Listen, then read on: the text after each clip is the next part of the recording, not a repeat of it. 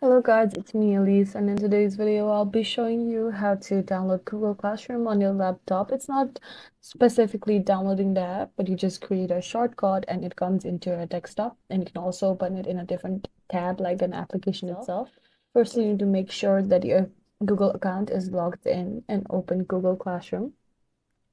After Google Classroom is open, you can click on the link by official Google. Mine is already highlighted purple over here. So click on this link over there. It will redirect you to another page, and you can sign in with the website link there, Google Workspace for Education. After you've signed in, it will redirect you to this page where it's again signed into Google Classrooms.